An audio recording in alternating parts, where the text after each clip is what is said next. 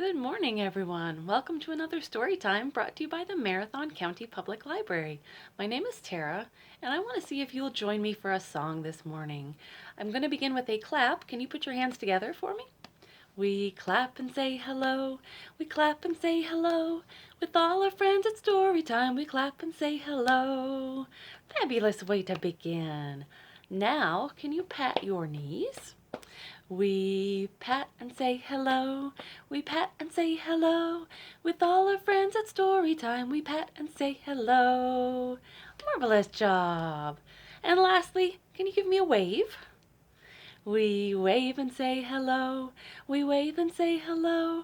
With all our friends at story time, we wave and say hello. Excellent. Thank you so much. All right, friends, you might see this board behind me. I'm going to start with a story that we're going to draw and tell. This begins with the story of Sir Schnickelfritz. Sir Schnickelfritz is the bravest of all the knights in all the land, or so he wants people to think. And so he decides one day to go on an adventure, to find the most fierce beast in the whole land, in the whole kingdom. And so he starts by boarding a boat. Here's a teeny tiny little boat. And boats, they do well on water, don't they? So let's say that he decides to go on a long, windy river. Well, I gotta have another part of my river, don't I? Long, windy river. And on this river, he thinks he might find the Loch Ness Monster. That would be a fierce beast, wouldn't it? But no matter how far he goes, the wind knocks him all about. There's just choppy water and not much of anything else. No Loch Ness Monster. So along the river, he sees mountains. He decides to go up and down and up and down and up and down all of those mountains, thinking he might find an abominable snowman or a yeti. Do you think he finds it? Not yet. He didn't find anything yet. So then he decides to cross this rickety old bridge. And this bridge is over the water, so he could fall in at any minute. Very, very dangerous indeed. What could he see there? Maybe he could look up in the sky and hope to see a unicorn. Unicorns aren't very fierce, but hey, at this point he'll take anything. Well, after crossing this bridge, he sees an arrow pointing towards what looks to be the mouth of a cave. So he goes in. And it's very dark in here, but he does feel stalactites hanging from the ceiling. And he does feel and step on and stumble over stalagmites coming out of the ground. And my friends, he decides to light a torch because it's really, really dark in there. And what does he see? Do you see what he saw? Oh my gosh, Sir Schnickelfritz sees a dragon! Oh no! Well, if you are anything like Sir Schnickelfritz, then what you are going to do is exit that cave. You are going to cross that rickety old bridge. You are going to climb all the way over those mountains. You are going to board your boat and ride all the way back to safety. Go under the covers. Pretend that it never happened because a dragon can't get you and you're home. That is the end of the story of Sir Schnickelfritz, who got to see the ferocious beast in the end, didn't he? All right, very, very nice. Now, I have a story that is called, oh wait, this book is not about dragons. What do you think it's about? It is, it is by Shelley Moore Thomas and illustrated by Fred Kohler. And I see a little mouse down here. Do you think it's about mice maybe? Because it's not about dragons. There are some caution signs. Warning, warning, warning. But this book is not about dragons. There are no dragons in this book. Go ahead, turn the page. I think we should, shouldn't we? See, I told you, no dragons. I'm not sure about you, but that looks kind of suspicious. What? You want to know what that is? There, by the tree? Oh, that? That is not a dragon. That's a rabbit. Long ears, puffy tail. Do you see the rabbit? Maybe on the next page we'll see the rabbit. See, it is a rabbit. It can't be a dragon because remember, this book is not about dragons. There's the rabbit and he looks a little bit afraid. And there are not any dragons on this page either. Oh, that? Right there next to the house? That is not a dragon. That is a truck. Yep, that's a truck. That red thing right there. Notice the wheels, the doors, the bumper. That is a truck. Oh, and what a truck it is. It is not a dragon. I already told you this book is not about dragons. This page is 100% dragon free. And no, don't even think it. Those things in the sky are not dragons. They are clouds. See how weightless they are and airy and light? They are definitely not dragons. And that's because this book is not about dragons. The moose looks a little scared looking up. What are those shadows? Are those clouds? None here. That's a moose. There's our moose friend. What is that colorful stuff over there? None here. That's pizza.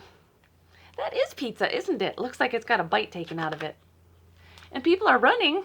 Where are they running from the restaurant, I wonder? And none here. That's a baby chick, see? Not a single dragon around here. So, I think that's pretty much it. Why does he look so scared? Oh, that little chick. The chick is whispering something into our narrator's ear.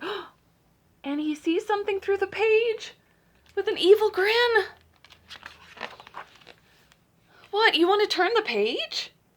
No, you don't. Why? Well, because there are not any dragons. There are absolutely no dragons. And if you turn the page, you're just going to be looking for dragons, and you're not going to find any there because this book is not about dragons. Period. Do you believe him? No! No, don't turn the page. No! I have to. Don't say it. It's not possible. I don't believe it. This page is full of dragons. Oh, and they're so colorful. I guess I'm gonna have to change the title. I hope you're happy. He takes blue paint and crosses out the word not. So now it says this book is about dragons by Shelley Moore Thomas, illustrated by Fred Kohler. That is the end, my friends, of a book not about dragons. Give yourself a clap. I am happy that you listened to that. Very good. Now let's give ourselves a little stretch. Can we pretend that we are dragons? And I am going to say I have wings. I love dragons that fly, so give me some wings. Fly, fly, dragon, fly. Fly, fly, dragon, fly. Fly, fly, dragon, fly. Way up in the sky. Next, my dragons, can you hop? Up and down, up and down. Hop, hop, dragon, hop. Hop, hop, dragon, hop. Hop, hop, dragon, hop. Hop and stop. All right, did we get a little wiggle out? We can sit through one more story. This story is called Dragon Was Terrible. Terrible like mean, ferocious? Let's find out. It's by Kelly DiPuccio, pictures by Greg Pizzoli. Dragon was terrible. Looks like he's picking up the townsfolk. Dragon was terrible. Naturally, dragons have a bit of a terrible temper, because they're dragons after all. But this dragon, he was super terrible. Let's find out what he does that makes him super terrible. He stomped on flowers. Boom, boom, boom. And he played tricks on the guards. He pulled down his pants. Oh, got hearts on his underwear. And he spit on cupcakes. Who does that? Dragon, that's who. Do you want to eat cupcakes that were spit on by a dragon? That's not all. He scribbled in books. And he threw sand. Poor Rapunzel there. And he took candy from baby unicorns. Honestly, that's terrible. Oh, and that poor little unicorn baby is crying. The king had had enough. Enough, he said. Can you shout that too? Enough! And he posted this sign. Brave knights, whoever shall tame the terrible dragon shall be rewarded with a gift. It shall be a nice gift. Ye shall like it. Oh, it looks like dragon spray painted dragon was here on the castle wall. Knights lined up to show off their dragon taming skills. They all failed miserably, and dragon just grew more terrible. He's hanging a knight upside down, shaking him, seeing if some change will come out of his pockets. He chased fuzzy yellow ducklings around the moat. Oh, those poor little ducklings. And he TP'd the castle. What a mess. And he burned every last royal marshmallow to a blackened crisp. Wasted all of those marshmallows. The villagers had had enough. Do you know what they shouted? Enough, they said. And they posted this sign. Brave people, whoever shall tame the terrible dragon shall be rewarded with a gift from the king. It shall be a nice gift, we hope. Ye shall like it, perhaps. His Royal Majesty, the King. Oh, and it says dragon was here again. Ordinary blokes and lassies lined up to try their hand at taming the dragon. They all failed, embarrassingly. And just when you thought it wasn't possible, dragon grew even more terrible. Oh, it's fun to see all the people that are trying to tame the dragon. He popped birthday balloons. Oh. And he drew funny faces on the drawbridge. The king is a baby, he said. And he burped loudly. Honestly, who does terrible things like that? It's so rude. Excuse you, dragon. A boy wearing a feathered cap and a look of determination had had enough. Only he didn't say enough like he thought he would. Instead, he sketched a story. Oh, look at Dragon with more marshmallows.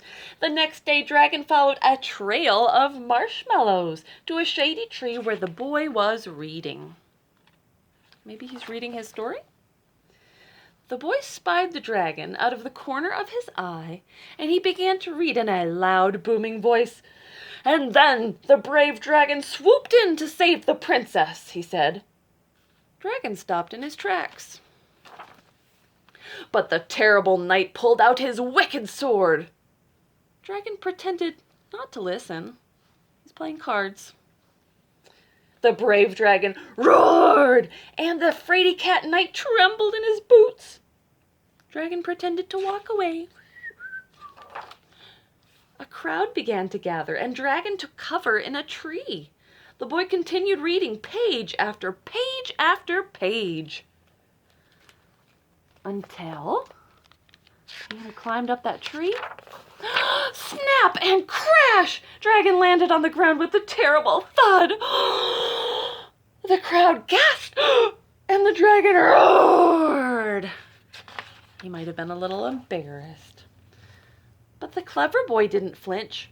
He reached out a hand to the dragon and said, "Would you like to hear how the story ends?" And just when you thought it wasn't possible, do you know what Dragon did? Dragon smiled, and he took a seat beneath the tree with the other children. Honestly, that is adorable. The king cheered. The villagers cheered. The baby unicorn and fuzzy ducklings cheered the loudest of all. At long last, the terrible dragon had been tamed. The end. Hey, wait, what about the reward? Oh, yes, that. The gift was a new friend. A nice dragon, of course. That is the end of Dragon Was Terrible. He's not terrible anymore. He's nice, right? Okay, friends, that is the end of our story time today. If you would join me, we're going to say goodbye. We are going to use our voices in interesting ways. We are going to sing Bread and Butter. I'm going to pat my knees as I do so. Bread and butter, marmalade and jam. Let's say goodbye as quiet as we can. Goodbye. Nice whisper. Let's change it and turn it up. Bread and butter, marmalade and jam. Let's say goodbye as loud as we can. Goodbye! I wonder if Sir Schnickelfritz could hear us from under the covers in his bed.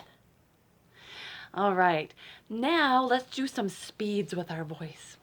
Bread and butter, marmalade and jam. Let's say goodbye as fast as we can. Goodbye! Very nice. I love it. That's probably my favorite one. And then we're going to do it slowly and stretched out. Bread and butter, marmalade and jam. Let's say goodbye as slow as we can. Goodbye. And can you be super, super nice? Super sweet and nice? Bread and butter, marmalade and jam. Let's say goodbye as nice as we can. Goodbye.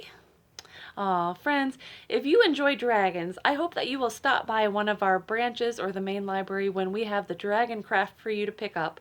And if you want to pick up one of the other crafts, we do have a variety that you can pick up from week to week. So please come by. We want you to know we are still thinking about you, and we hope you are having a great summer. Bye-bye.